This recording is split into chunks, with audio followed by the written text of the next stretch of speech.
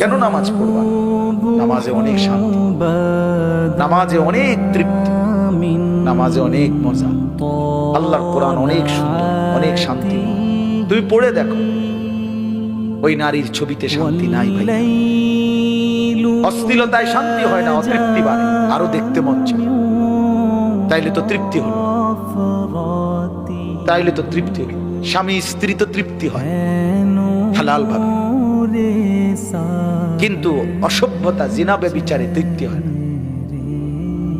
ওই জানোয়ারের ক্ষুধা আরো বাড়ে, যৌন ক্ষুধা।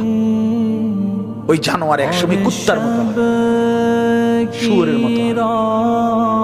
ব্যভিচারী অসভ্য নারী লোভী একদিন কুকুরের মতো হয়ে যায়। ইন তাহমিল আলাইহি ইয়ালহাস, এরপরে কি আও তাতরুকহু ইয়ালহাস। জানেন না এটার অর্থ মিয়া কি, বুঝবেন মনে না করলে।